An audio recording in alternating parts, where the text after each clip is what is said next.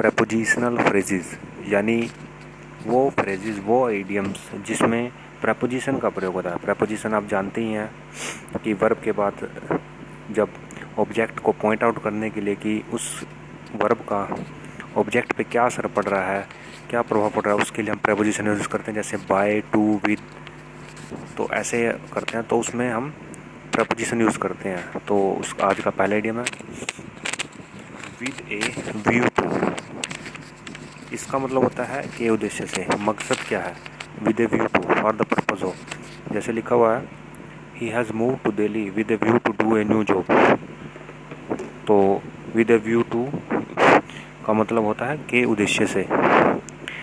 Next is on the top of. On the top of glorious, सबसे उत्तम, सबसे best, on the top of, जो सभी चीज़ों से अच्छा हो। सो जैसे एग्जांपल में दिया हुआ है as he got the new job he is on the top of the world. तो जैसे ही उसको जॉब मिली वो सबसे मतलब उसको बहुत अच्छा लगा, ही is on the top of the world, तो उसको ऐसा लग रहा है जैसे कि वो 7वें आसमान पर हो। तो ऑन द टॉप ऑफ मतलब बहुत अच्छा। इसके बाद है on the point of. On the point of होता है के कगार पर, ऑन द वर्ज ऑफ कि कोई काम होने वाला है, कगार पर है। तो line is on the point of extinction, कि लाइन जो है वो विलुप्त होने की कगार पर है। तो ऑन द पॉइंट ऑफ का मतलब होता है के कगार पर। Next idiom is on account of. अब ऑन अकाउंट ऑफ का मतलब होता है के कारण, किसी चीज़ के कारण। तो जैसे इसमें लिखा हुआ है I could not pay the bill on account of no internet network, कि मैं अपना बिल नहीं भर सका इंटरनेट नेटवर्क ना होने के कारण। तो उसको आप ऐसे याद रख सकते हैं, ऑन अकाउंट ऑफ का मतलब के कारण। Next idiom is in view of. In view of का मतलब होता है बिकॉज ऑफ समथिंग, के कारण, के विचार से। तो जैसे इसमें एग्जांपल में लिखा हुआ है in view of ever increasing petrol prices I sold my car, यानी पेट्रोल के दाम बढ़ने के कारण, यानी उसके विचार से आई सोल्ड माई कार, मैंने अपनी कार बेच दी, इन ए व्यू ऑफ, के कारण। Next idiom is in the wake of. अब इन द वेक ऑफ का मतलब होता है परिणाम स्वरूप या फल स्वरूप।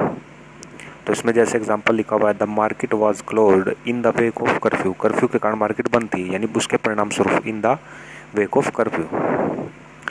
Next idiom is in the act of. In the act of का मतलब होता है वाइल डूइंग समथिंग, के मध्य में। जैसे एग्जांपल लिखा था police code the Rober in the act of robbery, robbery के बीच में ही, उसके मध्य में, जब वो काम कर रहा था उस रॉबरी का, उस लूटपाट का, तो पुलिस ने उस लुटेरे को पकड़ लिया, इन द एक्ट ऑफ, यानी उस काम के बीच में ही। Next idiom is in spite of. ये आपने काफ़ी बार सुना होगा इन स्पाइट ऑफ, ये कॉमन है। इसका मतलब होता है विदाउट रिगार्ड टू समथिंग, मतलब के बावजूद। He did not succeed in the examination in spite of hard labour, यानी हार्ड लेबर के बावजूद वो एग्जामिनेशन में सफल नहीं हो सका, इन स्पाइट ऑफ मतलब के बावजूद। Next idiom is in search of. In search of का मतलब होता है तलाश में, सर्च करना किसी चीज़, यानी आप किसी के, जैसे आप सर्च की जॉब की सर्च करते हैं, तो इसमें लिखा भी हुआ है he has come here in search of job. In response to. In response to होता है किसी के उत्तर में, विद रिप्लाई टू। तो जैसे एग्जांपल लिखा the public spot demonetization in response to an appeal by the prime minister.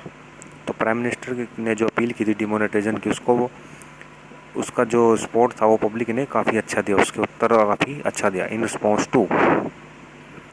Next idiom is in regard to. In regard to होता है के संबंध में। I have a few question in regard to your recent offer, यानी आपके जो recent offer थे उसके संबंध में मेरे कुछ क्वेश्चंस हैं। Next idiom is in proportion to, यानी के अनुपात में, रेशो में बेसिकली हम बात करते हैं।